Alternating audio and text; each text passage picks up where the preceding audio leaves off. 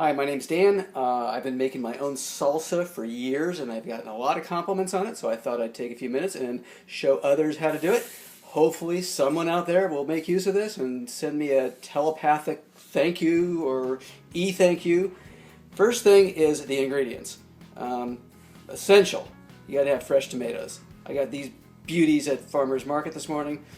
Look at that. That is exactly what you want, nice and ripe. Next, plain old yellow onion, plain old store jalapeno, some fresh cilantro. Next, a fairly critical ingredient. This is chipotle and adobo sauce. Comes in different from different manufacturers, but that's what you want. One can will probably make about 4 batches of the salsa. Kosher salt, don't use regular salt. I mean, if you're cooking with regular salt, don't stop watching this video. I don't like you. Black pepper, cumin, and then a couple optional ingredients. Lemon, could use fresh lemon if you have it, and garlic. Oh yeah, this ingredient's good too. Okay, looks like we're ready to start. We're going to use a food processor to make this salsa. So the next step is to prepare the ingredients. I'll cut forward in a minute and show you what that looks like. Okay then, I'm on my second beer. I mean, the ingredients have been prepped now. And by the way, this makes a fairly spicy salsa. So you could cut back on the peppers to make it more mild. But notice, first and foremost, these tomatoes. This is what you want. Nice, rich, red, beautiful looking tomatoes. If you've got store-bought tomatoes, put them in the garbage disposal, turn off this video, go home. For the onions, I put a lot of onions in my salsa. I like that balance, but I find raw onions are a little bit too powerful, too pungent. So what I do, this is one of my little tricks, is I saute the onions somewhat briefly in a little tiny bit of vegetable oil, just to kind of take the bite off of them. And so that's what I've done there. I've got some fresh cilantro that I've cleaned. And there's the one jalapeno chopped.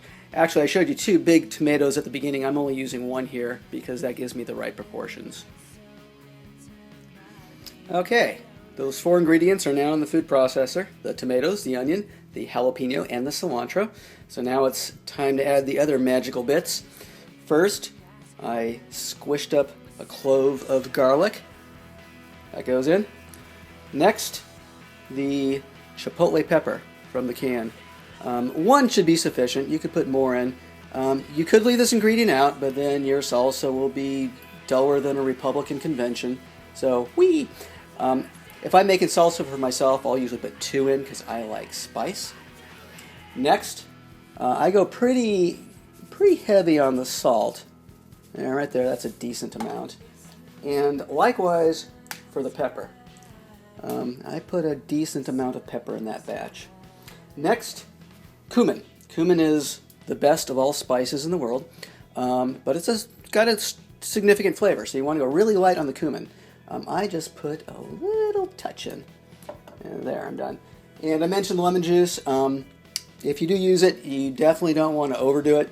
I just put a couple drops in just to give it a little bit of that extra zest. And that is it.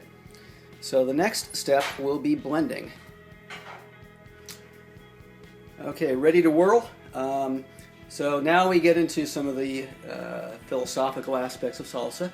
Some people like their salsa chunky, some like it very smooth. I tend more to the smooth, but not too much. So I tend to be very, very careful about the degree in which I blend my salsa.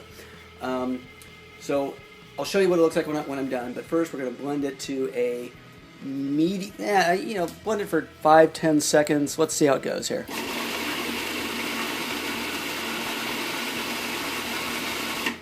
Stop. Now what I'm going to do, I got some chunky bits hanging on the side, is just push everything back down. Make sure everything mixes well. Reassemble and go. Now this is the critical point. When do I stop? Oops, 4 seconds ago. There, that's what I want. Let's pour it into a bowl and see what it looks like. And here's the final product. Let's see how it looks. Oh, it's got good consistency. That's the sort of, fairly fine consistency I'm looking for. Nice red, rich color. One time when I could only get crappy store-bought tomatoes, I cheated and put some red food coloring in because we had guests coming over. But you don't know me, so ha ha ha.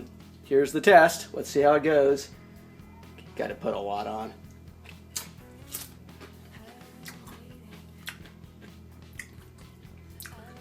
Got some good bite. Delicious. Actually, I think I could have used some more salt, so maybe I'll spice it up with a little bit more salt. Anyway, I may post this video and no one in the world will ever see it, but oh well. Thanks.